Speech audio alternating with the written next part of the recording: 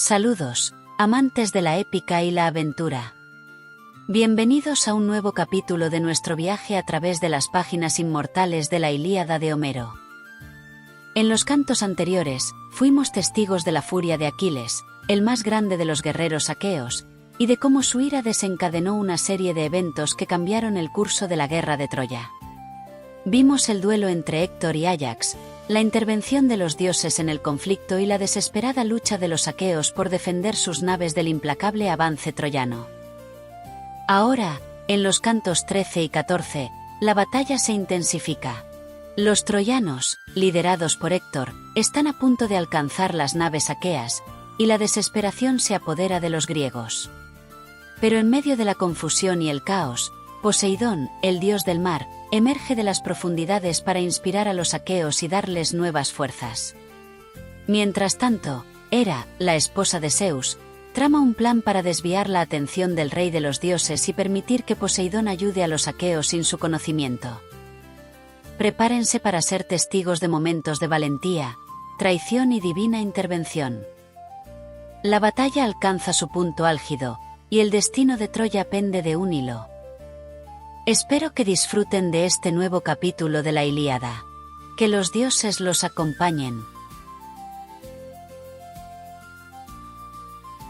Canto 13. Batalla junto a las naves. Cuando Jove hubo acercado a Héctor y los teucros a las naves, dejó que sostuvieran el trabajo y la fatiga de la batalla. Y desviando de los mismos los ojos refulgentes, miraba a lo lejos la tierra de los tracios, diestros jinetes. De los misios, que combaten de cerca, de los ilustres hipomolgos, que se alimentan con leche, y de los sabios, los más justos de los hombres. Y ya no volvió a poner los brillantes ojos en Troya, porque su corazón no temía que inmortal alguno fuera a socorrer ni a los teucros ni a los dánaos. Pero no en vano el poderoso Neptuno, que bate la tierra, estaba al acecho en la cumbre más alta de la selvosa Samotracia, contemplando la lucha y la pelea.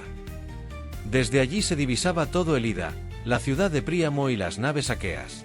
En aquel sitio habíase sentado Neptuno al salir del mar, y compadecía a los aqueos, vencidos por los teucros, a la vez que cobraba gran indignación contra Júpiter. Pronto Neptuno bajó del escarpado monte con ligera planta. Las altas colinas y las selvas temblaban bajo los pies inmortales, mientras el dios iba andando. Dio 3 pasos, y al cuarto arribó al término de su viaje, a Egas. Allí, en las profundidades del mar, tenía palacios magníficos, de oro, resplandecientes e indestructibles. Luego que hubo llegado, unció al carro un par de corceles de cascos de bronce y áureas crines que volaban ligeros. Y seguidamente envolvió su cuerpo en dorada túnica, tomó el látigo de oro hecho con arte, subió al carro y lo guió por cima de las olas. Debajo saltaban los cetáceos, que salían de sus latebras reconociendo al rey, el mar abría, gozoso, sus aguas, y los ágiles caballos con apresurado vuelo, sin dejar que el eje de bronce se mojara, conducían a Neptuno hacia las naves aqueas. Hay una vasta gruta en lo hondo del profundo mar entre Ténedos y la escabrosa Imbros. Y al llegar a la misma, Neptuno, que bate la tierra, detuvo los bridones, desunció los del carro, dióles a comer un pasto divino, púsoles en los pies trabas de oro indestructibles e indisolubles, para que sin moverse de aquel sitio aguardaran su regreso, y se fue al ejército de los aquivos. Los teucros, semejantes a una llama o a una tempestad y poseídos de marcial furor, seguían apiñados a Héctor Priámida con alboroto y vocerío. Y tenían esperanzas de tomar las naves y matar entre las mismas a todos los aqueos. Mas Neptuno, que ciñe y bate la tierra, asemejándose a Calcas en el cuerpo y en la voz infatigable, incitaba a los argivos desde que salió del profundo mar, y dijo a los ayaces, que ya estaban deseosos de combatir: Ayaces, vosotros salvaréis a los aqueos si os acordáis de vuestro valor y no de la fuga horrenda. No me ponen en cuidado las audaces manos de los teucros que asaltaron en tropel la gran muralla, pues a todos resistirán los aqueos, de hermosas grebas.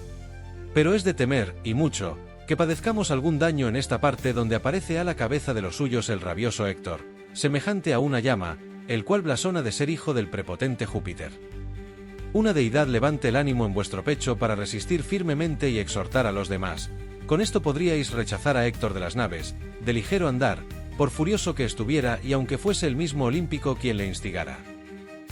Dijo así Neptuno, que ciñe y bate la tierra, y tocando a entrambos con el cetro, llenóles de fuerte vigor y agilitóles todos los miembros y especialmente los pies y las manos. Y como el gavilán de ligeras alas se arroja desde altísima y abrupta peña, enderezando el vuelo a la llanura para perseguir a un ave, de aquel modo apartóse de ellos Neptuno, que bate la tierra. El primero que le reconoció fue el ágil Ayax de Oileo, quien dijo al momento a Ayax, hijo de Telamón: Ayax, un dios del Olimpo nos instiga, transfigurado en adivino, a pelear cerca de las naves, pues ese no es Calcas, el inspirado augur. He observado las huellas que dejan sus plantas y su andar, y a los dioses se les reconoce fácilmente. En mi pecho el corazón siente un deseo más vivo de luchar y combatir, y mis manos y pies se mueven con impaciencia.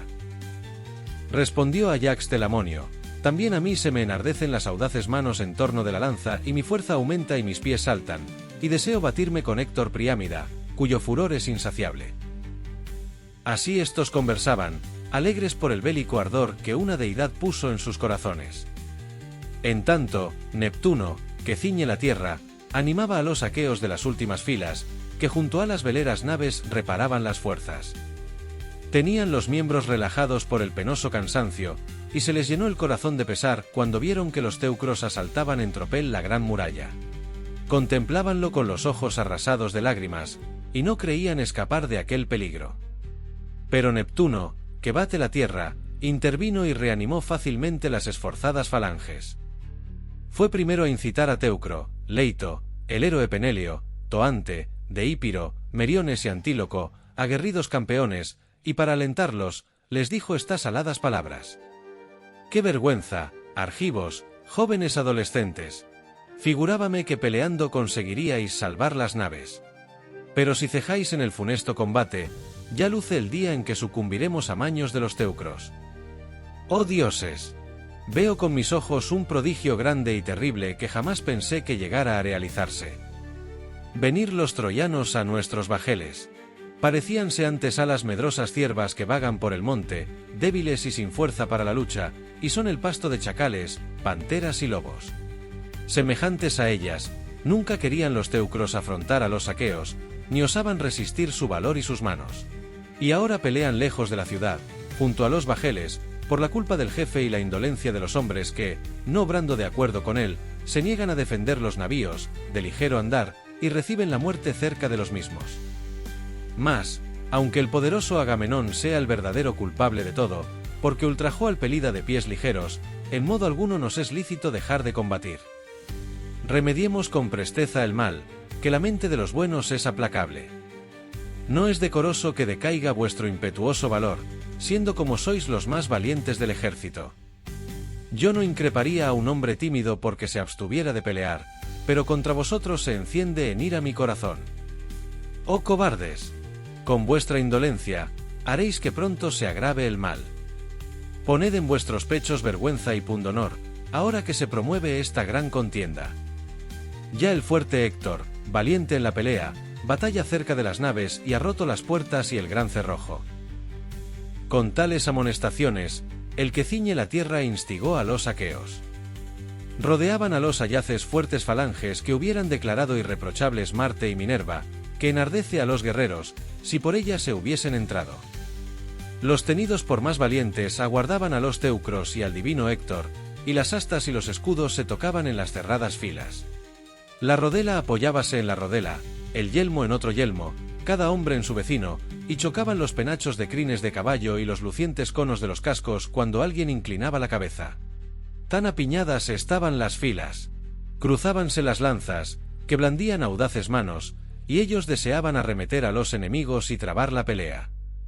Los teucros acometieron unidos, siguiendo a Héctor que deseaba ir en derechura a los aqueos.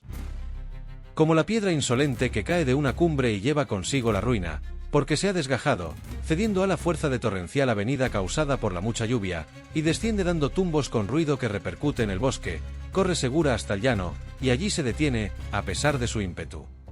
De igual modo, Héctor amenazaba con atravesar fácilmente por las tiendas y naves aqueas, matando siempre, y no detenerse hasta el mar, pero encontró las densas falanges, y tuvo que hacer alto después de un violento choque. Los aqueos le afrontaron, procuraron herirle con las espadas y lanzas de doble filo, y apartáronle de ellos, de suerte que fue rechazado, y tuvo que retroceder. Y con voz penetrante, gritó a los teucros: «Troyanos, licios, dárdanos que cuerpo a cuerpo peleáis. Persistid en el ataque, pues los aqueos no resistirán largo tiempo, aunque se hayan formado en columna cerrada.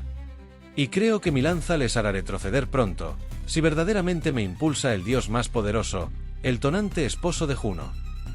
Con estas palabras les excitó a todos el valor y la fuerza. Entre los teucros iba muy ufano de Ífobo Priámida, que se adelantaba, ligero y se cubría con el liso escudo. Meriones arrojóle una reluciente lanza, y no erró el tiro, acertó a dar en la rodela hecha de pieles de toro, sin conseguir atravesarla, porque aquella se rompió en la unión del asta con el hierro. Deífobo apartó de sí el escudo, temiendo la lanza del aguerrido Meriones. Y este héroe retrocedió al grupo de sus amigos, muy disgustado, así por la victoria perdida, como por la rotura del arma, y luego se encaminó a las tiendas y naves aqueas para tomar otra de las que en su bajel tenía. Los demás batallaban, y una vocería inmensa se dejaba oír. Teucro Telamonio fue el primero que mató a un hombre, al belígero Imbrío, hijo de Mentor, rico en caballos. Antes de llegar los aquivos, Imbrío moraba en Pedeo con su esposa Medesicasta, hija bastarda de Príamo. Mas cuando las corvas naves de los dánaos aportaron en Ilión, volvió a la ciudad, descolló entre los teucros y vivió en el palacio de Príamo, que le honraba como a sus propios hijos.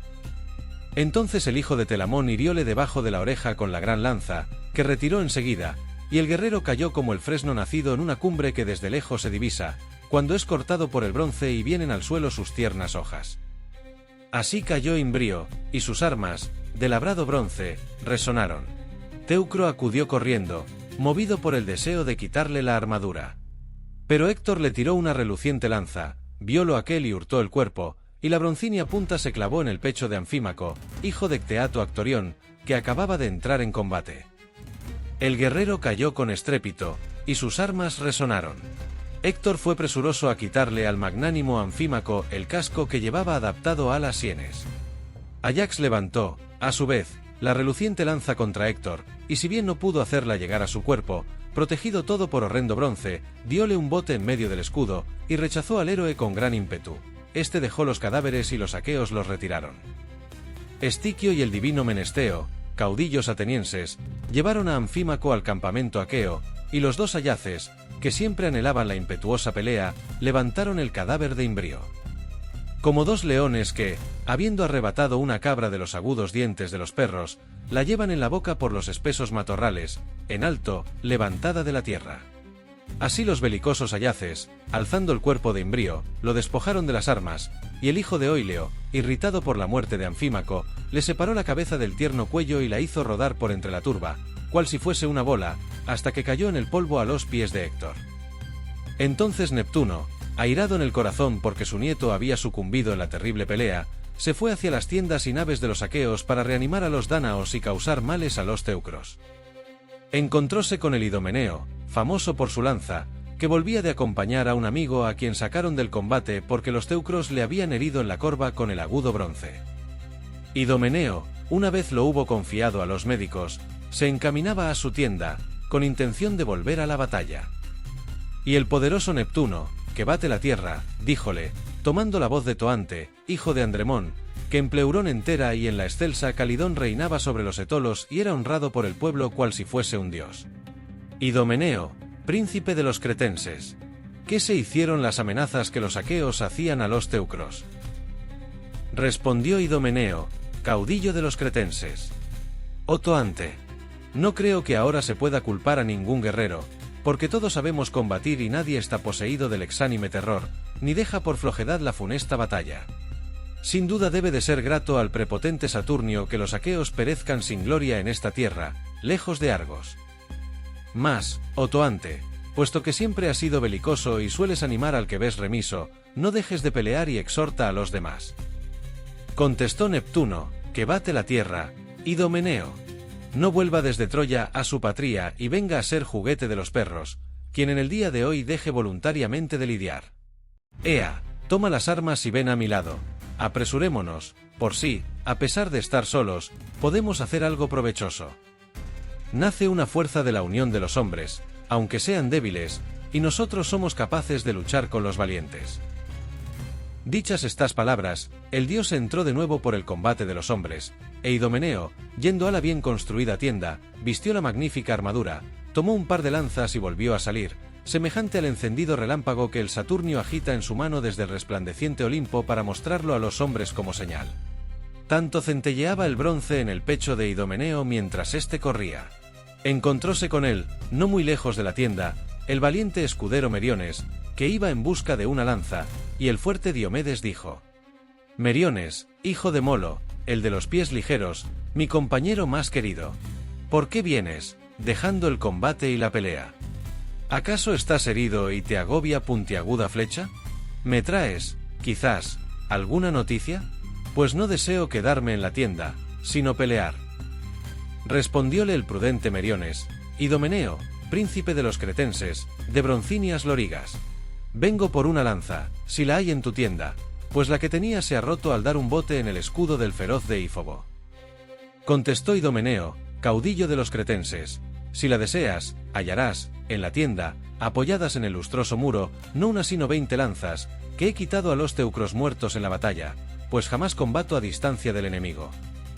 He aquí por qué tengo lanzas, escudos abollonados, cascos y relucientes lorigas. Replicó el prudente Meriones: también poseo en la tienda y en la negra nave muchos despojos de los teucros, mas no están cerca para tomarlos, que nunca me olvido de mi valor, y en el combate, donde los hombres se hacen ilustres, aparezco siempre entre los delanteros desde que se traba la batalla. Quizás algún otro de los aqueos de broncíneas lorigas no habrá fijado su atención en mi persona cuando peleo, pero no dudo que tú me has visto.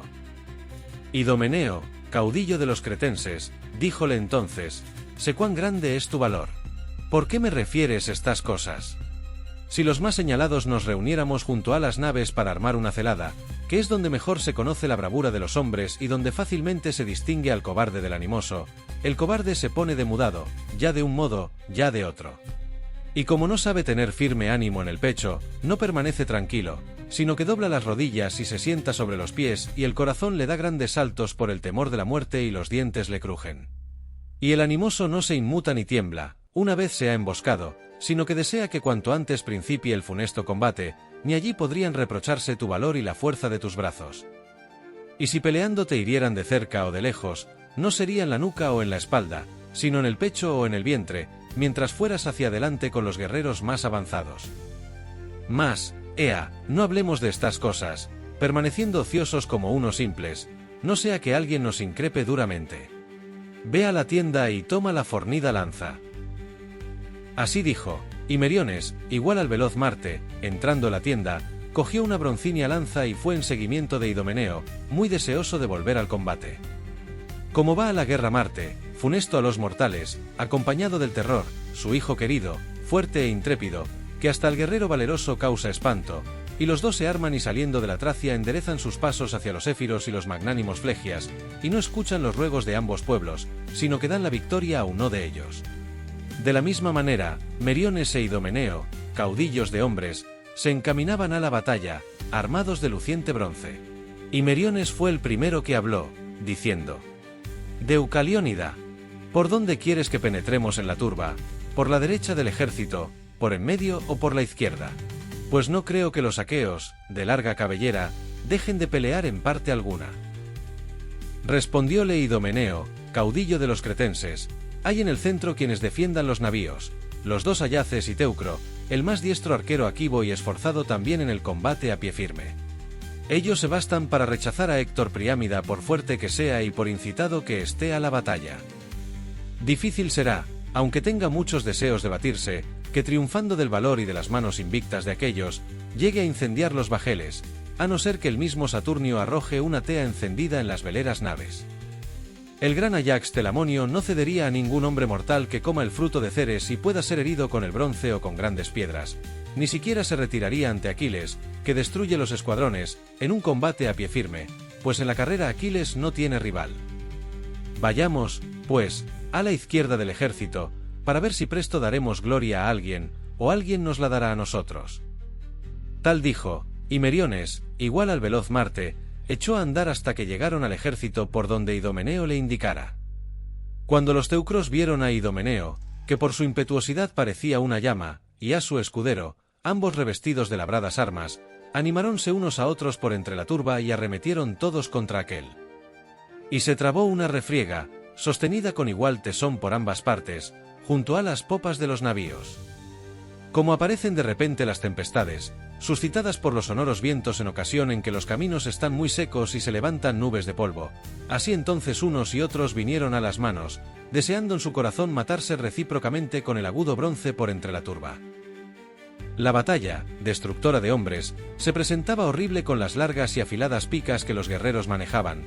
Cegaba los ojos el resplandor del bronce de los lucientes cascos, de las corazas recientemente bruñidas y de los escudos refulgentes de cuantos iban a encontrarse. Y hubiera tenido corazón muy audaz quien al contemplar aquella acción se hubiese alegrado en vez de afligirse. Los dos hijos poderosos de Saturno, disintiendo en el modo de pensar, preparaban deplorables males a los héroes. Júpiter quería que triunfaran Héctor y los teucros para glorificar a Aquiles, el de los pies ligeros, mas no por eso deseaba que el ejército aqueo pereciera totalmente delante de Ilión, pues solo se proponía honrar a Tetis y a su hijo, de ánimo esforzado. Neptuno había salido ocultamente del espumoso mar, recorría las filas y animaba a los argivos, porque le afligía que fueran vencidos por los teucros, y se indignaba mucho contra Júpiter. Igual era el origen de ambas deidades y uno mismo su linaje, pero Jove había nacido primero y sabía más. Por esto Neptuno evitaba el socorrer abiertamente a aquellos, y transfigurado en hombre, discurría, sin darse a conocer, por el ejército y le amonestaba.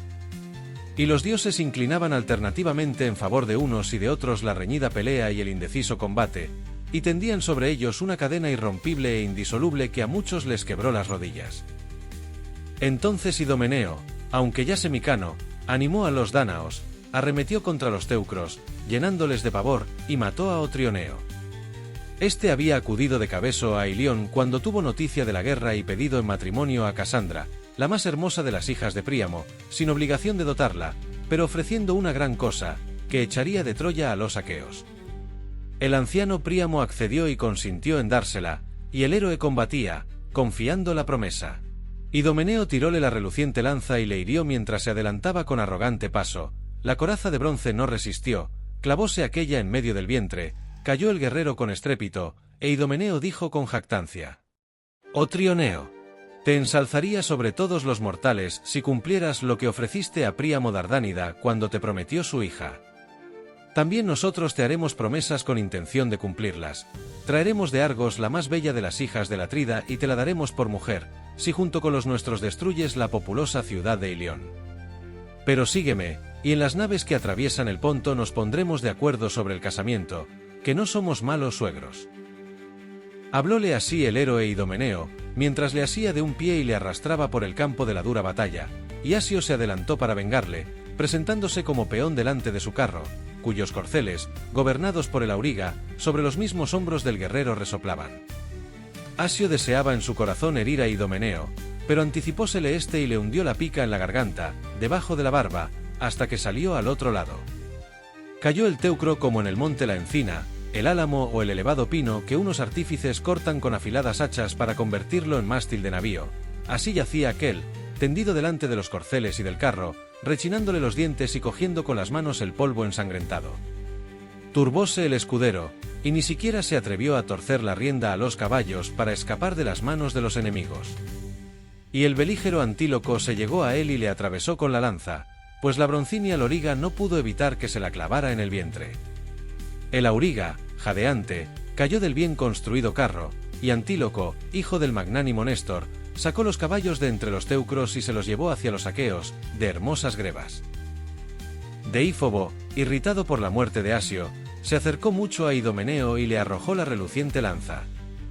Mas Idomeneo advirtiólo y burló el golpe encogiéndose debajo de su rodela, la cual era lisa y estaba formada por boyunas pieles y una lámina de bruñido bronce con dos abrazaderas.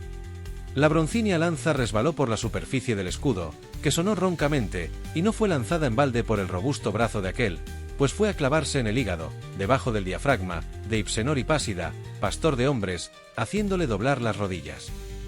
Y Deífobo se jactaba así, dando grandes voces: Asio yace en tierra, pero ya está vengado. Figúrome que al descender a la morada de sólidas puertas del terrible Plutón, se holgará su espíritu de que le haya proporcionado un compañero. Así habló. Sus jactanciosas frases apesadumbraron a los argivos y conmovieron el corazón del belicoso Antíloco, pero éste, aunque afligido, no abandonó a su compañero, sino que corriendo se puso junto a él y le cubrió con la rodela. E introduciéndose por debajo dos amigos fieles, Mecisteo hijo de Equio y el divino Alástor, llevaron a Hipsenor, que daba hondos suspiros, hacia las cóncavas naves. Idomeneo no dejaba que desfalleciera su gran valor y deseaba siempre o sumir a algún teucro en tenebrosa noche, o caer él mismo con estrépito, librando de la ruina a los aqueos. Neptuno dejó que sucumbiera a maños de Idomeneo el hijo querido del noble Sietes, el héroe Alcatoo, era yerno de Anquises y tenía por esposa a Hipodamia, la hija primogénita, a quien el padre y la veneranda madre amaban cordialmente en el palacio porque sobresalía en hermosura, destreza y talento entre todas las de su edad, y a causa de esto casó con ella el hombre más ilustre de la vasta Troya. El dios ofuscóle los brillantes ojos y paralizó sus hermosos miembros, y el héroe no pudo huir ni evitar la acometida de Idomeneo, que le envasó la lanza en medio del pecho, mientras estaba inmóvil como una columna o un árbol de alta copa, y le rompió la coraza que siempre le había salvado de la muerte. Y entonces produjo un sonido ronco al quebrarse por el golpe de la lanza. El guerrero cayó con estrépito, y como la lanza se había clavado en el corazón, movíanla las palpitaciones de éste, pero pronto el arma impetuosa perdió su fuerza. E Idomeneo con gran jactancia y a voz en grito exclamó: «Deífobo, ya que tanto te glorías, ¿no te parece que es una buena compensación haber muerto a 3, por 1 que perdimos? Ven, hombre admirable, ponte delante y verás quién es el descendiente de Júpiter que aquí ha venido, porque Jove engendró a Minos, protector de Creta. Minos fue padre del eximio Deucalión, y de este nací yo, que reino sobre muchos hombres en la vasta Creta y vine en las naves para ser una plaga para ti, para tu padre y para los demás teucros». Así se expresó, y Deífobo vacilaba entre retroceder para que se le juntara alguno de los magnánimos teucros o atacar él solo a Idomeneo. Parecióle lo mejor ir en busca de Eneas, y le halló entre los últimos. Pues siempre estaba irritado con el divino Príamo, que no le honraba como por su bravura merecía. Y deteniéndose a su lado, le dijo estas aladas palabras: «Eneas, príncipe de los teucros, es preciso que defiendas a tu cuñado, si te tomas algún interés por los parientes. Sígueme y vayamos a combatir por tu cuñado Alcatoo, que te crió cuando eras niño y ha muerto a maños de Idomeneo, famoso por su lanza». Tal fue lo que dijo. Eneas sintió que en el pecho se le conmovía el corazón, y llegóse hacia Idomeneo con grandes deseos de pelear. Este no se dejó vencer del temor, cual si fuera un niño, sino que le aguardó como el jabalí que, confiando en su fuerza, espera en un paraje desierto del monte el gran tropel de hombres que se avecina, y con las cerdas del lomo erizadas y los ojos brillantes como ascuas, aguza los dientes y se dispone a rechazar la acometida de perros y cazadores. De igual manera Idomeneo, famoso por su lanza, aguardaba sin arredrarse a Eneas, ágil en la lucha, que le salía al encuentro, pero llamaba a sus compañeros, poniendo los ojos en Ascálafo, a Fareo, Deípiro, Meriones y Antíloco, aguerridos campeones, y los exhortaba con estas aladas palabras: «Venid, amigos, y ayudadme, pues estoy solo y temo mucho a Eneas, ligero de pies, que contra mí arremete. Es muy vigoroso para matar hombres en el combate, y se halla en la flor de la juventud, cuando mayor es la fuerza. Si con el ánimo que tengo, fuésemos de la misma edad, pronto le daría ocasión para alcanzar una gran victoria o él me la proporcionaría a mí». Así dijo, y todos con el mismo ánimo en el pecho y los escudos en los hombros, se pusieron a la vera de Idomeneo. También Eneas exhortaba a sus amigos, echando la vista a Deífobo, Paris y el divino Agenor, que eran asimismo capitanes de los teucros. Inmediatamente marcharon las tropas detrás de los jefes, como las ovejas siguen al carnero cuando después del pasto van a beber, y el pastor se regocija en el alma. Así se alegró el corazón de Eneas en el pecho, al ver el grupo de hombres que tras él seguía. Pronto trabaron alrededor del cadáver de Alcatoo un combate cuerpo a cuerpo, blandiendo grandes picas, y el bronce resonaba de horrible modo en los pechos al darse botes de lanza los unos a los otros. Dos hombres belicosos y señalados entre todos, Eneas e Idomeneo, iguales a Marte, deseaban herirse recíprocamente con el cruel bronce. Eneas arrojó el primero la lanza a Idomeneo, pero como éste la viera venir, evitó el golpe, la broncínea punta clavóse en tierra, vibrando, y el arma fue echada en balde por el robusto brazo. Idomeneo hundió la suya en el vientre de Enomao y el bronce rompió la concavidad de la coraza y desgarró las entrañas. El teucro, caído en el polvo, asió el suelo con las manos. Acto continuo, Idomeneo arrancó del cadáver la ingente lanza, pero no le pudo quitar de los hombros la magnífica armadura porque estaba abrumado por los tiros. Como ya no tenía seguridad en sus pies para recobrar la lanza que arrojara, ni para librarse de la que le tiraran, evitaba la cruel muerte combatiendo a pie firme. Y no pudiendo tampoco huir con ligereza, retrocedía paso a paso. Deífobo, que constantemente le odiaba, le tiró la lanza reluciente y erró el golpe, pero hirió a Ascálafo, hijo de Marte. La impetuosa lanza se clavó en la espalda, y el guerrero, caído en el polvo, asió el suelo con las manos. Y el ruidoso y furibundo Marte no se enteró de que su hijo hubiese sucumbido en el duro combate porque se hallaba detenido en la cumbre del Olimpo, debajo de áureas nubes, con otros dioses inmortales a quienes Júpiter no permitía que intervinieran en la batalla. La pelea cuerpo a cuerpo se encendió entonces en torno de Ascálafo, a quien Deífobo logró quitar el reluciente casco, pero Meriones, igual al veloz Marte, dio a Deífobo una lanzada en el brazo y le hizo soltar el casco con agujeros a guisa de ojos, que cayó al suelo produciendo ronco sonido. Meriones, abalanzándose a Deífobo con la celeridad del buitre, arrancóle la impetuosa lanza de la parte superior del brazo y retrocedió hasta el grupo de sus amigos. A Deífobo sacóle del horrísono combate su hermano carnal Pelaíz, abrazándole por la cintura, le condujo a donde tenía los rápidos corceles con el labrado carro, que estaban algo distantes de la batalla, gobernados por una auriga. Ellos llevaron a la ciudad al héroe, que se sentía agotado, daba hondos suspiros y le manaba sangre de la herida que en el brazo acababa de recibir. Los demás combatían y alzaban una gritería inmensa. Eneas, acometiendo a Afareo Caletórida que contra él venía, hirióle en la garganta con la aguda lanza, la cabeza se inclinó a un lado, arrastrando el casco y el escudo, y la muerte destructora rodeó al guerrero. Antíloco, como advirtiera que Toón volvía pie atrás, arremetió contra él y le hirió, cortóle la vena que, corriendo por el dorso, llega hasta el cuello, y el teucro cayó de espaldas en el polvo y tendía los brazos a los compañeros queridos. Acudió Antíloco y le despojó de la armadura, mirando a todos lados, mientras los teucros iban cercándole e intentaban herirle. Mas el ancho y labrado escudo paró los golpes, y ni aun consiguieron rasguñar la tierna piel del héroe, porque Neptuno, que bate la tierra, defendió al hijo de Néstor contra los muchos tiros. Antíloco no se apartaba nunca de los enemigos, sino que se agitaba en medio de ellos. Su lanza, jamás ociosa, siempre vibrante, se volvía a todas partes, y él pensaba en su mente si la arrojaría a alguien o acometería de cerca. No se le ocultó a Adamante Asíada lo que Antíloco meditaba en medio de la turba, y acercándosele, le dio con el agudo bronce un bote con el escudo, pero Neptuno, el de cerúlea cabellera, no permitió que quitara la vida a Antíloco, e hizo vano el golpe rompiendo la lanza en dos partes, una de las cuales quedó clavada en el escudo, como estaca consumida por el fuego, y la otra cayó al suelo. Adamante retrocedió hacia el grupo de sus amigos, para evitar la muerte, pero Meriones corrió tras él y arrojóle la lanza, que penetró por entre el ombligo y el pubis, donde son muy peligrosas las heridas que reciben en la guerra los míseros mortales. Allí, pues, se hundió la lanza, y Adamante, cayendo encima de ella, se agitaba como un buey a quien los pastores han atado en el monte con recias cuerdas y llevan contra su voluntad. Así aquel, al sentirse herido, se agitó algún tiempo, que no fue largo porque Meriones se le acercó, arrancóle la lanza del cuerpo, y las tinieblas velaron los ojos del guerrero.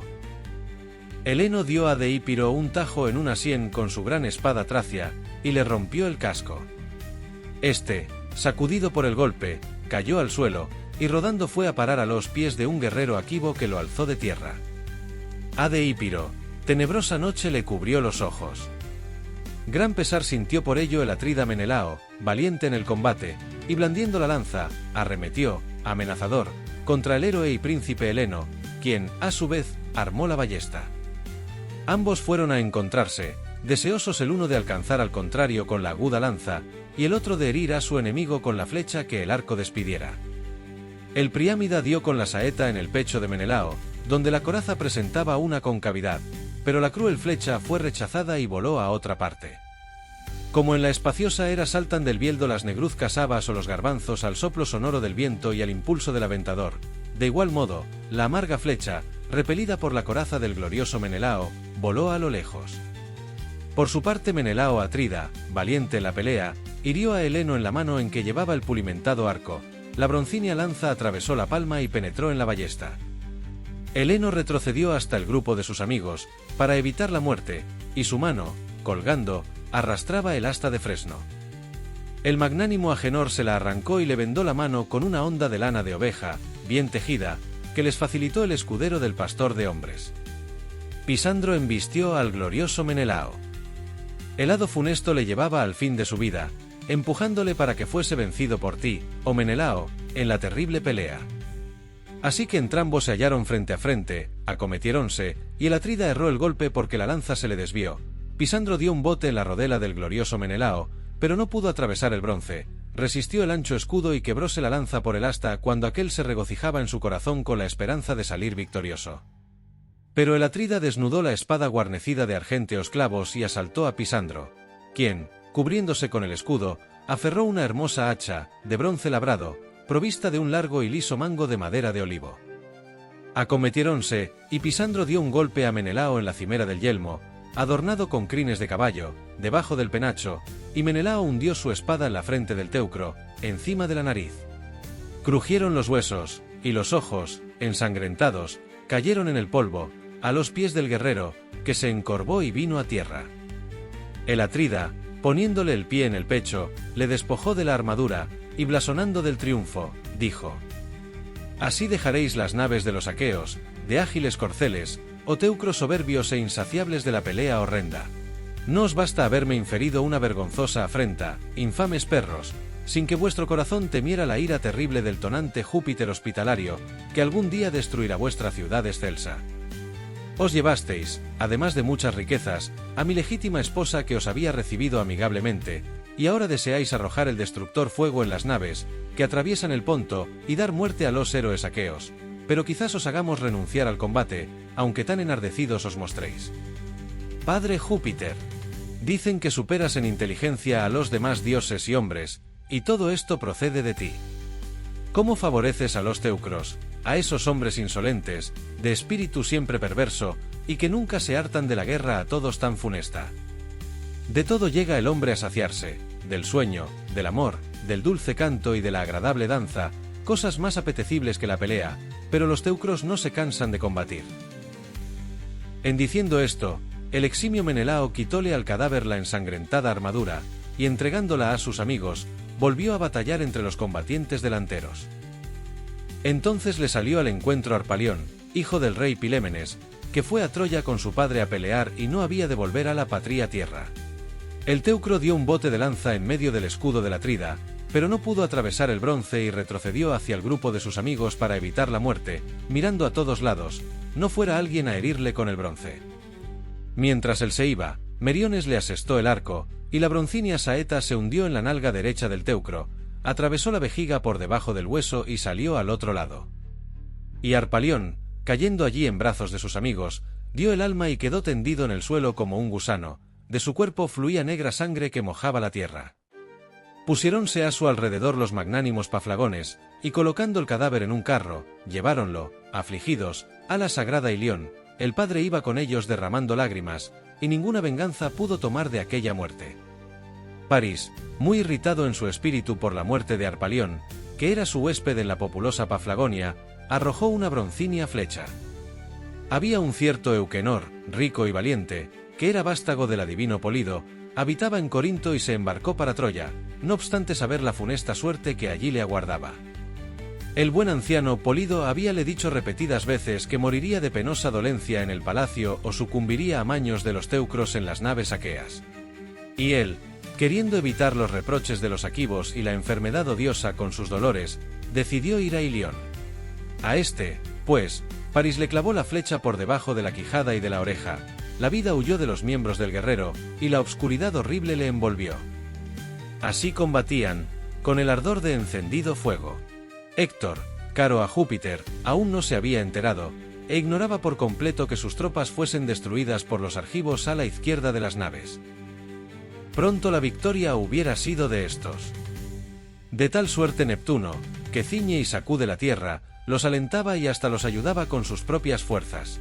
Estaba Héctor en el mismo lugar a donde llegara después que pasó las puertas y el muro y rompió las cerradas filas de los escudados dánaos.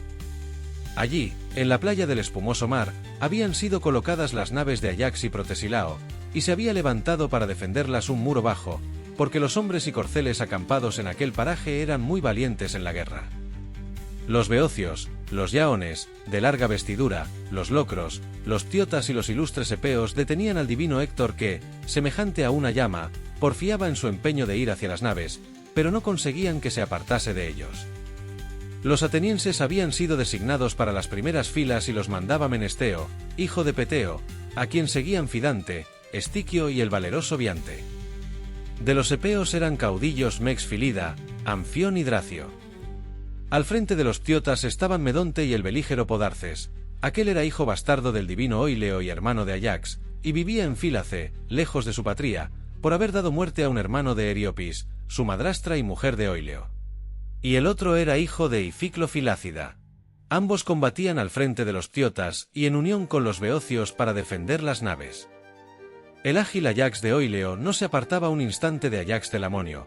Como en tierra noval dos negros bueyes tiran con igual ánimo del sólido arado, abundante sudor brota en torno de sus cuernos. Y solo los separa el pulimentado yugo mientras andan por los surcos para abrir el hondo seno de la tierra. Así, tan cercanos el uno del otro, estaban los ayaces. Al Telamonio seguíanle muchos y valientes hombres, que tomaban su escudo cuando la fatiga y el sudor llegaban a las rodillas del héroe. Más al alentoso hijo de Oileo no le acompañaban los locros, porque no podían sostener una lucha a pie firme, no llevaban broncíneos cascos, adornados con crines de caballo, ni tenían rodelas ni lanzas de fresno. Habían ido a Ilión, confiando en sus ballestas y en sus ondas de lana de ovejas retorcida, y con las mismas destrozaban las falanges teucras. Aquellos peleaban con Héctor y los suyos, estos, ocultos detrás, disparaban, y los teucros apenas pensaban en combatir, porque las flechas los ponían en desorden. Entonces los teucros hubieran vuelto en deplorable fuga de las naves y tiendas a la ventosa Ilión, si Polidamante no se hubiese acercado al audaz Héctor para decirle: «Héctor, eres reacio en seguir los pareceres ajenos. Porque un dios te ha dado esa superioridad en las cosas de la guerra, ¿crees que aventajas a los demás en prudencia? No es posible que tú solo lo reúnas todo.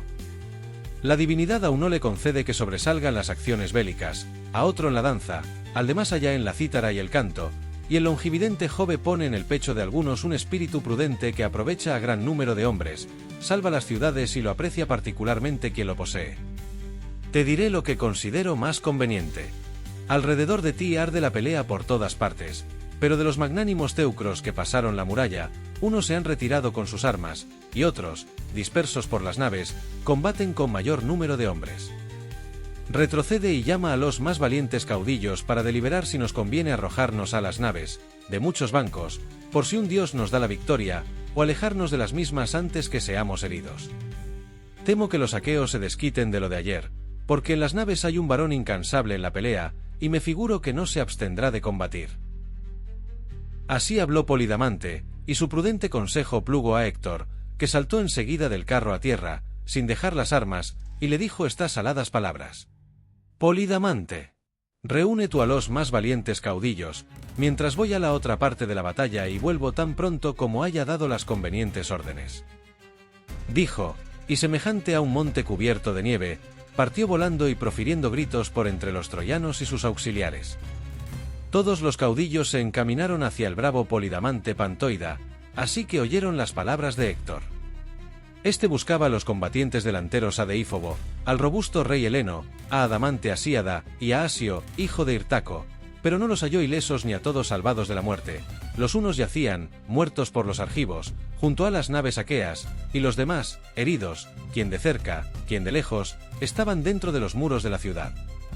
Pronto se encontró, en la izquierda de la batalla luctuosa, con el divino Alejandro, esposo de Helena, la de hermosa cabellera, que animaba a sus compañeros y les incitaba a pelear, y deteniéndose a su lado, díjole estas injuriosas palabras: «Miserable Paris, el de más hermosa figura, mujeriego, seductor. ¿Dónde están Deífobo, el robusto rey Heleno, Adamante Asíada y Asio, hijo de Hirtaco? ¿Qué es de Otrioneo? Hoy la excelsa Ilión se arruina desde la cumbre, y horrible muerte te aguarda». Respondióle el deiforme Paris: Héctor, ya que tienes intención de culparme sin motivo, quizás otras veces fui más remiso en la batalla, aunque no del todo pusilánime me dio a luz mi madre.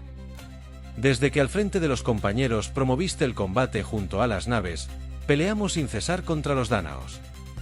Los amigos por quienes preguntas han muerto, menos Deífobo y el robusto rey Heleno, los cuales, heridos en el brazo por ingentes lanzas, se fueron y el Saturnio les salvó la vida. Llévanos a donde el corazón y el ánimo te ordenen, te seguiremos presurosos, y no dejaremos de mostrar todo el valor compatible con nuestras fuerzas. Más allá de lo que éstas permiten, nada es posible hacer en la guerra, por enardecido que uno esté. Así diciendo, cambió el héroe la mente de su hermano. Enderezaron al sitio donde era más ardiente el combate y la pelea. Allí estaban Cebrión, el eximio Polidamante, Falces, Orteo, Polifetes igual a un dios, Palmis, Ascanio y Moris, hijos los dos últimos de Hipotión, todos los cuales habían llegado el día anterior de la fértil Ascania, y entonces Jove les impulsó a combatir. A la manera que un torbellino de vientos impetuosos desciende a la llanura, acompañado del trueno de Júpiter, y al caer en el mar con ruido inmenso levanta grandes y espumosas olas que se van sucediendo, así los teucros seguían en filas cerradas a los jefes, y el bronce de las armas relucía. Iba a su frente Héctor Priámida, cual si fuese Marte, funesto a los mortales. Llevaba por delante un escudo liso, formado por muchas pieles de buey y una gruesa lámina de bronce, y el refulgente casco temblaba en sus sienes. Movíase Héctor, defendiéndose con la rodela, y probaba por todas partes si las falanges cedían, pero no logró turbar el ánimo en el pecho de los aqueos. Entonces Ajax adelantóse con ligero paso y provocóle con estas palabras: «Varón admirable, acércate. ¿Por qué quieres amedrentar de este modo a los argivos? No somos inexpertos en la guerra, sino que los aqueos sucumben bajo el cruel azote de Júpiter. Tú esperas quemar las naves, pero nosotros tenemos los brazos prontos para defenderlas, y mucho antes que lo consigas, vuestra populosa ciudad será tomada y destruida por nuestras manos. Yo te aseguro que está cerca el momento en que tú mismo, puesto en fuga, pedirás al padre Júpiter y a los demás inmortales que tus corceles sean más veloces que los gavilanes, y los caballos te llevarán a la ciudad, levantando gran polvareda en la llanura». Así que acabó de hablar, pasó por cima de ellos, hacia la derecha, un águila de alto vuelo, y los aquivos gritaron, animados por el agüero. El esclarecido Héctor respondió: «Ajax lenguaz y fanfarrón, ¿qué dijiste? Así fuera yo hijo de Júpiter, que lleva la égida, y me hubiese dado a luz la venerable Juno y gozara de los mismos honores que Minerva o Apolo, como este día será funesto para todos los argivos. Tú también morirás si tienes la osadía de aguardar mi larga pica, esta te desgarrará el delicado cuerpo, y tú, cayendo junto a las naves aqueas, saciarás de carne y grasa a los perros y aves de la comarca troyana». En diciendo esto, pasó adelante, los otros capitanes le siguieron con vocerío inmenso, y detrás las tropas gritaban también. Los argivos movían por su parte gran alboroto, sin olvidarse de su valor, aguardaban la acometida de los más valientes teucros. Y el estruendo que producían ambos ejércitos llegaba al éter y a la morada resplandeciente de Jove.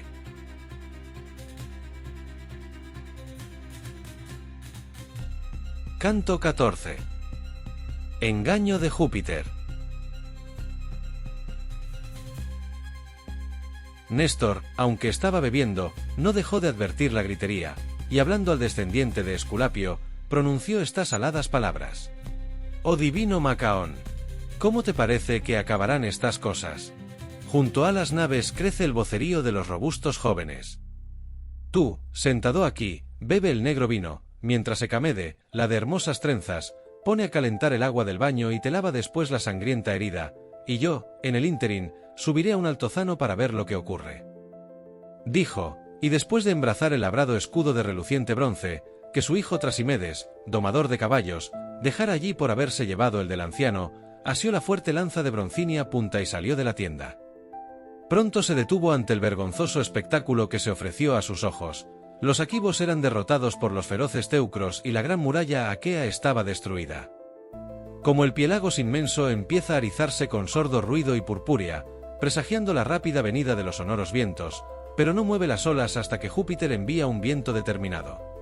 Así el anciano hallábase perplejo entre encaminarse a la turba de los dánaos, de ágiles corceles, o enderezar sus pasos hacia el atrida Agamenón, pastor de hombres. Parecióle que sería lo mejor ir en busca del Atrida, y así lo hizo, mientras los demás, combatiendo, se mataban unos a otros, y el duro bronce resonaba alrededor de sus cuerpos a los golpes de las espadas y de las lanzas de doble filo. Encontraronse con Néstor los reyes, alumnos de Júpiter, que antes fueron heridos con el bronce, el Tidida, Ulises y Agamenón, hijo de Atreo, y entonces venían de sus naves. Estas habían sido colocadas lejos del campo de batalla, en la orilla del espumoso mar, sacaron la sala llanura las primeras, y labraron un muro delante de las popas. Porque la ribera, con ser vasta, no podía contener todos los bajeles en una sola fila, y por esto los pusieron escalonados y llenaron con ellos el gran espacio de costa que limitaban altos promontorios. Los reyes iban juntos, con el ánimo abatido, apoyándose en las lanzas, porque querían presenciar el combate y la clamorosa pelea, y cuando vieron venir al anciano, se le sobresaltó el corazón en el pecho. Y el rey Agamenón, dirigiéndole la palabra, exclamó: «Oh Néstor Nélida, gloria insigne de los aqueos, ¿por qué vienes, dejando la homicida batalla? Temo que el impetuoso Héctor cumpla la amenaza que me hizo en su arenga a los teucros, que no regresaría a Ilión antes de pegar fuego a las naves y matar a los aquivos». Así decía, y todo se va cumpliendo. ¡Oh dioses! Los aqueos, de hermosas grebas, tienen, como Aquiles, el ánimo poseído de ira contra mí y no quieren combatir junto a los bajeles. Respondió Néstor: «Caballero Gerenio, patente es lo que dices, y ni el mismo Júpiter altitonante puede modificar lo que ya ha sucedido. Derribado está el muro que esperábamos fuese indestructible reparo para las veleras naves y para nosotros mismos, y junto a ellas los teucros sostienen vivo e incesante combate. No conocerías, por más que lo miraras, hacia qué parte van los aqueos acosados y puestos en desorden, en montón confuso reciben la muerte, y la gritería llega hasta el cielo. Deliberemos sobre lo que puede ocurrir, por si damos con alguna idea provechosa, y no propongo que entremos en combate, porque es imposible que peleen los que están heridos». Díjole el rey de hombres Agamenón: «Néstor, puesto que ya los teucros combaten junto a las popas de las naves y de ninguna utilidad ha sido el muro con su foso que los dánaos construyeron con tanta fatiga, esperando que fuese indestructible reparo para los barcos y para ellos mismos. Sin duda debe de ser grato al prepotente Jove que los aqueos perezcan sin gloria aquí, lejos de Argos. Antes yo veía que el dios auxiliaba, benévolo, a los dánaos, mas al presente da gloria a los teucros, cual si fuesen dioses bienaventurados, y encadena nuestro valor y nuestros brazos. Ea, obremos todos como voy a decir. Arrastremos las naves que se hallan más cerca de la orilla, echémoslas al mar divino y que estén sobre las anclas hasta que venga la noche inmortal, y si entonces los teucros se abstienen de combatir, podremos botar las restantes. No es reprensible evitar una desgracia, aunque sea durante la noche. Mejor es librarse huyendo, que dejarse coger». El ingenioso Ulises, mirándole con torva faz, exclamó: «Atrida, ¿qué palabras se escaparon de tus labios? Hombre funesto, debieras estar al frente de un ejército de cobardes y no mandarnos a nosotros, a quienes Jove concedió llevar al cabo arriesgadas empresas bélicas desde la juventud a la vejez, hasta que perezcamos. ¿Quieres que dejemos la ciudad troyana de anchas calles, después de haber padecido por ella tantas fatigas? Calla y no oigan los aqueos esas palabras, las cuales no saldrían de la boca de ningún varón que supiera hablar con espíritu prudente, llevara cetro y fuera obedecido por tantos hombres cuantos son los argivos sobre quienes imperas. Repruebo completamente la proposición que hiciste. Sin duda nos aconsejas que botemos al mar las naves de muchos bancos durante el combate y la pelea, para que más presto se cumplan los deseos de los teucros, ya al presente vencedores, y nuestra perdición sea inminente. Porque los aqueos no sostendrán el combate si las naves son echadas al mar, sino que, volviendo los ojos a donde puedan huir, cesarán de pelear, y tu consejo, príncipe de hombres, habrá sido dañoso». Contestó el rey de hombres Agamenón: «Oh Ulises, tu duro reproche me ha llegado al alma, pero yo no mandaba que los aqueos arrastraran al mar, contra su voluntad, las naves de muchos bancos. Ojalá que alguien, joven o viejo, propusiera una cosa mejor, pues le oiría con gusto». Y entonces les dijo Diomedes, valiente en la pelea: «Cerca tenéis a tal hombre, no habremos de buscarle mucho, si os halláis dispuestos a obedecer. Y no me vituperéis ni os irritéis contra mí, recordando que soy más joven que vosotros, pues me glorío de haber tenido por padre al valiente Tidio, cuyo cuerpo está enterrado en Tebas. Engendró Porteo 3 hijos ilustres que habitaron en Pleurón y en la excelsa Calidón, Agrio, Melas y el caballero Enio, mi abuelo paterno, que era el más valiente. Enio quedóse en su país, pero mi padre, después de vagar algún tiempo, se estableció en Argos porque así lo quisieron Júpiter y los demás dioses, casó con una hija de Adrasto y vivió en una casa abastada de riqueza. Poseía muchos trigales, no pocas plantaciones de árboles en los alrededores de la población y copiosos rebaños, y aventajaba a todos los aquivos en el manejo de la lanza. Tales cosas las habréis oído referir como ciertas que son. No sea que, figurándoos quizás que por mi linaje he de ser cobarde y débil, despreciéis lo bueno que os diga. Ea, vayamos a la batalla, no obstante estar heridos, pues la necesidad apremia, pongámonos fuera del alcance de los tiros para no recibir lesiones sobre lesiones. Animemos a los demás y hagamos que entren en combate cuantos, cediendo a su ánimo indolente, permanecen alejados y no pelean. Así se expresó, y ellos le escucharon y obedecieron. Echaron a andar, y el rey de hombres Agamenón iba delante. El ilustre Neptuno, que sacude la tierra, estaba al acecho, y transfigurándose en un viejo, se dirigió a los reyes, tomó la diestra de Agamenón Atrida y le dijo estas aladas palabras. Atrida, Aquiles, al contemplar la matanza y la derrota de los aqueos, debe de sentir que en el pecho se le regocija el corazón pernicioso, porque está falto de juicio. Así pereciera y una deidad le cubriese de ignominia. Pero los bienaventurados dioses no se hallan irritados contigo, y los caudillos y príncipes de los teucros serán puestos en fuga y levantarán nubes de polvo en la llanura espaciosa, tú mismo los verás huir desde las tiendas y naves a la ciudad. Cuando así hubo hablado, dio un gran alarido y empezó a correr por la llanura. ¿Cuál es la gritería de 9 o 10.000 guerreros al trabarse la marcial contienda? Tan pujante fue la voz que el soberano Neptuno, que bate la tierra, hizo salir de su pecho. Y el dios infundió valor en el corazón de todos los aqueos para que lucharan y combatieran sin descanso. Juno, la de áureo trono, mirando desde la cima del Olimpo, conoció a su hermano y cuñado, y regocijóse en el alma, pero vio a Júpiter sentado en la más alta cumbre del Ida, abundante en manantiales, y se le hizo odioso en su corazón. Entonces Juno veneranda, la de los grandes ojos, pensaba cómo podría engañar a Júpiter, que lleva la égida. Al fin parecióle que la mejor resolución sería ataviarse bien y encaminarse al Ida, por si Jove, abrasándose en amor, quería dormir a su lado y ella lograba derramar sobre los párpados y el prudente espíritu del dios dulce y placentero sueño.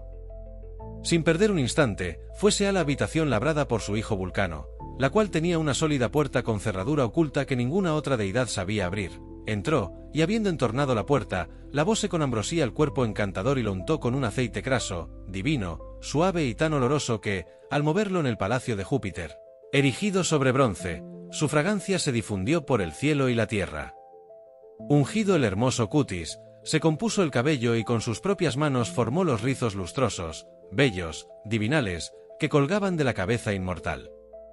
Echóse enseguida el manto divino, adornado con muchas bordaduras, que Minerva le hiciera, y sujetólo al pecho con broche de oro. Púsose luego un ceñidor que tenía 100 borlones, y colgó de las perforadas orejas unos pendientes de 3 piedras preciosas grandes como ojos, espléndidas, de gracioso brillo. Después, la divina entre las diosas se cubrió con un velo hermoso, nuevo, tan blanco como el sol, y calzó sus nítidos pies con bellas sandalias. Y cuando hubo ataviado su cuerpo con todos los adornos, salió de la estancia, y llamando a Venus aparte de los dioses, hablóle en estos términos. Hija querida, ¿querrás complacerme en lo que te diga, o te negarás, irritada en tu ánimo, porque yo protejo a los dánaos y tú a los teucros? Respondióle Venus, hija de Júpiter, Juno, venerable diosa, hija del gran Saturno. Di qué quieres, mi corazón me impulsa a realizarlo, si puedo y es hacedero. Contestóle dolosamente la venerable Juno, dame el amor y el deseo con los cuales rindes a todos los inmortales y a los mortales hombres. Voy a los confines de la fértil tierra para ver a Océano, padre de los dioses, y a la madre Tetis, los cuales me recibieron de manos de Rea y me criaron y educaron en su palacio, cuando el longividente Júpiter puso a Saturno debajo de la tierra y del mar estéril. Iré a visitarlos para dar fin a sus rencillas. Tiempo a que se privan del amor y del tálamo, porque la cólera anidó en sus corazones. Si apaciguara con mis palabras su ánimo y lograra que reanudasen el amoroso consorcio, me llamarían siempre querida y venerable. Respondió de nuevo la risueña Venus: no es posible ni sería conveniente negarte lo que pides, pues duermes en los brazos del poderosísimo Júpiter. Dijo, y desató del pecho el cinto bordado, de variada labor, que encerraba todos los encantos. Hallábanse allí el amor, el deseo, las amorosas pláticas y el lenguaje seductor que hace perder el juicio a los más prudentes. Púsolo en las manos de Juno, y pronunció estas palabras: toma y esconde en tu seno el bordado ceñidor donde todo se halla. Yo te aseguro que no volverás sin haber logrado lo que te propongas. Así habló. Sonrióse Juno veneranda, la de los grandes ojos, y sonriente aún, escondió el ceñidor en el seno. Venus, hija de Júpiter, volvió a su morada. Juno dejó en raudo vuelo la cima del Olimpo, y pasando por la Pieria y la deleitosa Ematia, salvó las altas y nevadas cumbres de las montañas donde viven los jinetes tracios, sin que sus pies tocaran la tierra, descendió por el Atous al fluctuoso Ponto y llegó a Lemnos, ciudad del divino Toante.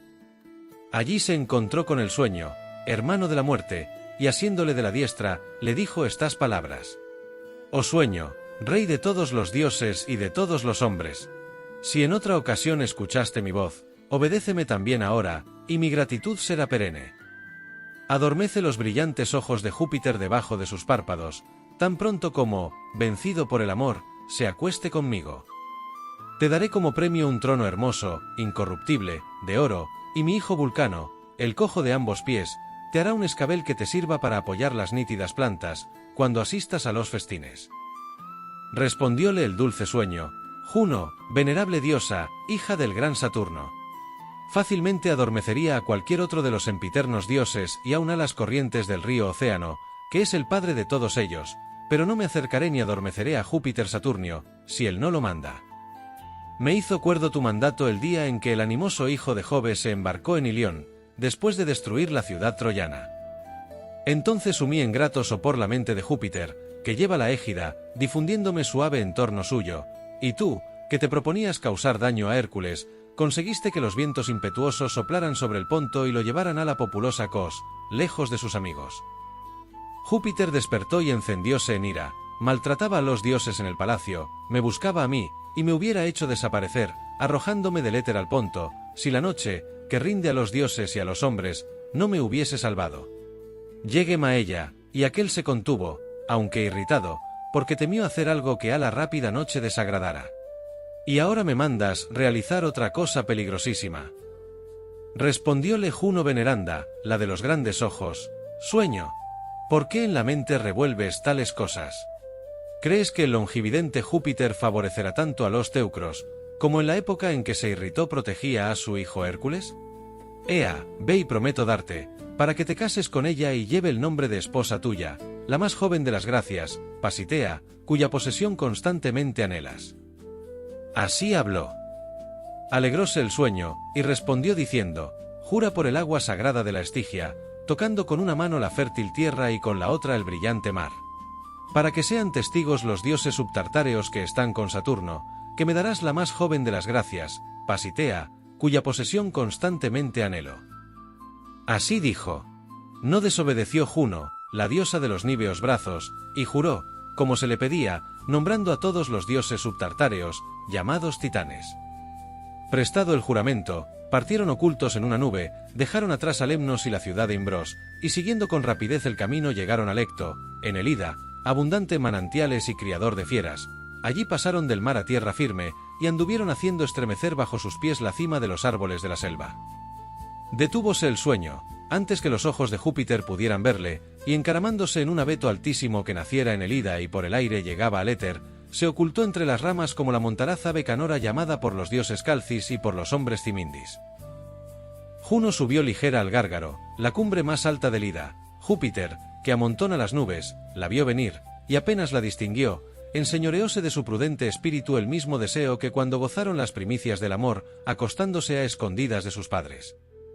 Y así que la tuvo delante, le habló diciendo: Juno, ¿a dónde vas, que tan presurosa vienes del Olimpo, sin los caballos y el carro que podrían conducirte?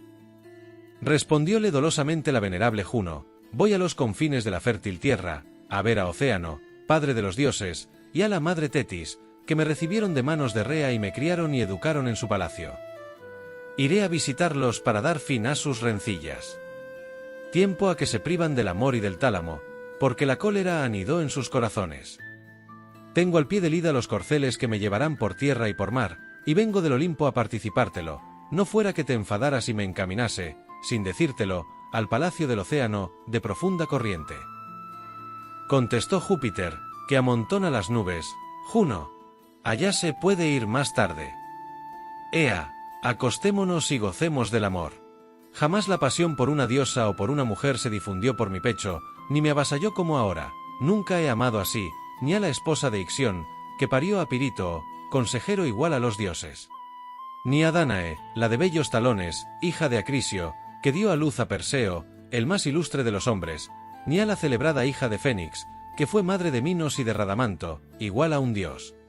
Ni a Semele, ni a Alcmena en Tebas, de la que tuve a Hércules, de ánimo valeroso, y de Semele Ábaco, alegría de los mortales, ni a Ceres, la soberana de hermosas trenzas.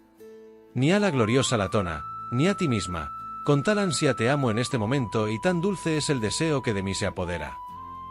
Replicóle dolosamente la venerable Juno: terribilísimo Saturnio, ¿qué palabras proferiste? ¿Quieres acostarte y gozar del amor en las cumbres del Ida, donde todo es patente? ¿Qué ocurriría si alguno de los empiternos dioses nos viese dormidos y lo manifestara a todas las deidades? Yo no volvería a tu palacio a levantarme del lecho, vergonzoso fuera. Mas, si lo deseas y a tu corazón es grato, tienes la cámara que tu hijo Vulcano labró, cerrando la puerta con sólidas tablas que encajan en el marco. Vamos a acostarnos allí, ya que folgar te place. Respondióle Júpiter, que amontona las nubes: Juno, no temas que nos vea ningún dios ni hombre, te cubriré con una nube dorada que ni el sol, con su luz, que es la más penetrante de todas, podría atravesar para mirarnos. Dijo el Saturnio, y estrechó en sus brazos a la esposa. La tierra produjo verde hierba, loto fresco, azafrán y jacinto espeso y tierno para levantarlos del suelo. Acostáronse allí y cubriéronse con una hermosa nube dorada, de la cual caían lucientes gotas de rocío. Tan tranquilamente dormía el padre sobre el alto gárgaro, vencido por el sueño y el amor y abrazado con su esposa. El dulce sueño corrió hacia las naves aqueas para llevar la noticia a Neptuno, que ciñe la tierra, y deteniéndose cerca de él, pronunció estas aladas palabras: Oh Neptuno, socorre pronto a los dánaos y dals gloria, aunque sea breve, mientras duerme Júpiter, a quien he sumido en dulce letargo, después que Juno, engañándole, logró que se acostara para gozar del amor. Dicho esto, fuese hacia las ínclitas tribus de los hombres. Y Neptuno, más incitado que antes a socorrer a los dánaos, saltó enseguida a las primeras filas y les exhortó diciendo: Argivos, cederemos nuevamente la victoria a Héctor Priámida, para que se apodere de los bajeles y alcance gloria. Así se lo figura él y de ello se jacta, porque Aquiles permanece en las cóncavas naves con el corazón irritado. Pero Aquiles no hará gran falta, si los demás procuramos auxiliarnos mutuamente. Ea, obremos todos como voy a decir. Embrazad los escudos mayores y más fuertes que haya en el ejército, cubríos la cabeza con el refulgente casco, coged las picas más largas, y pongámonos en marcha. Yo iré delante, y no creo que Héctor Priámida, por enardecido que esté, se atreva a esperarnos. Y el varón, que siendo bravo, tenga un escudo pequeño para proteger sus hombros, déselo al menos valiente y tome otro mejor. En tales términos habló, y ellos le escucharon y obedecieron. Los mismos reyes, el Tidida, Ulises y Agamenón Atrida, sin embargo de estar heridos, formaban el escuadrón, y recorriendo las hileras, hacían el cambio de las marciales armas. El esforzado tomaba las más fuertes y daba las peores al que le era inferior. Tan pronto como hubieron vestido el luciente bronce, se pusieron en marcha. Precedíales Neptuno, que sacude la tierra, llevando la robusta mano una espada terrible, larga y puntiaguda, que parecía un relámpago. Y a nadie le era posible luchar con el dios en el funesto combate, porque el temor se lo impedía a todos. Por su parte, el esclarecido Héctor puso en orden a los teucros. Y Neptuno, el de cerúlea cabellera, y el preclaro Héctor, auxiliando este a los teucros y aquel a los argivos, extendieron el campo de la terrible pelea. El mar, agitado, llegó hasta las tiendas y naves de los argivos, y los combatientes se embistieron con gran alboroto. No braman tanto las olas del mar cuando, levantadas por el soplo terrible del Bóreas, se rompen en la tierra, ni hace tanto estrépito el ardiente fuego en la espesura del monte, al quemarse una selva. Ni suena tanto el viento en las altas copas de las encinas, si arreciando muge, cuánta fue la grita de teucros y aqueos en el momento en que, vociferando de un modo espantoso, vinieron a las manos. El preclaro Héctor arrojó el primero la lanza a Ajax, que contra la arremetía, y no le erró, pero acertó a dar en el sitio en que se cruzaban la correa del escudo y el tahalí de la espada, guarnecida con argénteos clavos, y ambos protegieron el delicado cuerpo. Irritóse Héctor porque la lanza había sido arrojada inútilmente por su mano, y retrocedió hacia el grupo de sus amigos para evitar la muerte. El gran Ajax Telamonio, al ver que Héctor se retiraba, cogió una de las muchas piedras que servían para calzar las naves y rodaban entonces entre los pies de los combatientes, y con ella le hirió en el pecho, por cima del escudo, junto a la garganta. La piedra, lanzada con ímpetu, giraba como un torbellino. Como viene a tierra la encina arrancada de raíz por el rayo de Júpiter, despidiendo un fuerte olor de azufre, y el que se halla cerca desfallece, pues el rayo del gran Jove es formidable. De igual manera, el robusto Héctor dio consigo en el suelo y cayó en el polvo. La pica se le fue de la mano, quedaron encima del escudo y casco, y la armadura de labrado bronce resonó en torno del cuerpo. Los aquivos corrieron hacia Héctor, dando recias voces, con la esperanza de arrastrarlo a su campo. Mas, aunque arrojaron muchas lanzas, no consiguieron herir al pastor de hombres, ni de cerca ni de lejos. Porque fue rodeado por los más valientes teucros, Polidamante, Eneas, el divino Agenor, Sarpedón, caudillo de los licios, y el eximio Glauco, y los otros tampoco le abandonaron, pues se pusieron delante con sus rodelas. Los amigos de Héctor levantáronle en brazos, condujéronle a donde tenía los ágiles corceles con el labrado carro y el auriga, y se lo llevaron hacia la ciudad, mientras daba profundos suspiros. Mas, al llegar al vado del voraginoso Janto, río de hermosa corriente que el inmortal Júpiter engendró, bajaron a Héctor del carro y le rociaron el rostro con agua. El héroe cobró los perdidos espíritus, débil el ánimo a consecuencia del golpe recibido. Los argivos, cuando vieron que Héctor se ausentaba, arremetieron con más ímpetu a los teucros, y solo pensaron en combatir. Entonces el veloz Ajax de Oileo fue el primero que, acometiendo con la puntiaguda lanza, hirió a Satnio Enópida, a quien una náyade había tenido de Énope, mientras éste apacentaba rebaños a orillas del Satniois. Ajax de Oileo, famoso por su lanza, llegóse a él, le hirió en el ijar y le tumbó de espaldas, y en torno del cadáver, teucros y dánaos trabaron un duro combate. Fue a vengarle Polidamante, hábil en blandir la lanza, e hirió en el hombro derecho a Protoenor, hijo de Areílico. La impetuosa lanza atravesó el hombro, y el guerrero, cayendo en el polvo, cogió el suelo con sus manos. Y Polidamante exclamó con gran jactancia y a voz en grito: «No creo que el brazo robusto del valeroso hijo de Pantoo haya despedido la lanza en vano. Algún argivo la recibió en su cuerpo, y me figuro que le servirá de báculo para apoyarse en ella y descender a la morada de Plutón». Así habló. Sus jactanciosas palabras apesadumbraron a los argivos y conmovieron el corazón del aguerrido Ajax Telamonio, a cuyo lado cayó Protoenor. En el acto arrojó Ajax una reluciente lanza a Polidamante, que ya se retiraba. Este dio un salto oblicuo y evitóla, librándose de la negra muerte. Pero en cambio la recibió Arquéloco, hijo de Antenor, a quien los dioses habían destinado a morir. La lanza se clavó en la unión de la cabeza con el cuello, en la primera vértebra, y cortó ambos ligamentos. Cayó el guerrero, y cabeza, boca y narices llegaron al suelo antes que las piernas y las rodillas. Y Ajax, vociferando, al eximio Polidamante le decía: «Reflexiona, oh Polidamante, y dime sinceramente, ¿la muerte de ese hombre no compensa la de Protoenor? No parece vil, ni de vil es nacido, sino hermano o hijo de Antenor, domador de caballos, pues tiene el mismo aire de familia». Así dijo, porque le conocía bien, y a los teucros se les llenó el corazón de pesar. Entonces Acamante, que se hallaba junto al cadáver de su hermano para protegerlo, envasó la lanza a Prómaco, el beocio, cuando éste cogía por los pies al muerto e intentaba llevárselo. Y enseguida jactóse grandemente, dando recias voces: «Argivos que solo con el arco sabéis combatir y nunca os cansáis de proferir amenazas. El trabajo y los pesares no han de ser solamente para nosotros, y algún día recibiréis la muerte de este mismo modo. Mirad a Prómaco, que yace en el suelo, vencido por mi pica, para que la venganza por la muerte de un hermano no sufra dilación. Por esto el hombre que es víctima de alguna desgracia, anhela dejar un hermano que pueda vengarle. Así se expresó. Sus jactanciosas frases apesadumbraron a los argivos y conmovieron el corazón del aguerrido Penéleo, que arremetió contra Acamante, pero éste no aguardó la acometida. Penéleo hirió a Ilioneo, hijo único que a Forbante, hombre rico en ovejas y amado sobre todos los teucros por Mercurio, que le dio muchos bienes, su esposa le pariera. La lanza, penetrando por debajo de una ceja, le arrancó la pupila, le atravesó el ojo y salió por la nuca, y el guerrero vino al suelo con los brazos abiertos.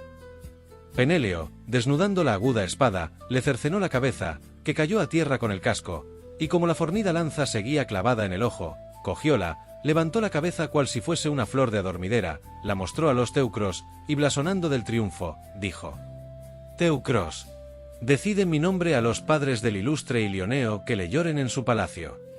Ya que tampoco la esposa de Prómaco Alegenórida recibirá con alegre rostro a su marido cuando, embarcándonos en Troya, volvamos a nuestra patria. Así habló. A todos les temblaban las carnes de miedo, y cada cual buscaba a dónde huir para librarse de una muerte espantosa.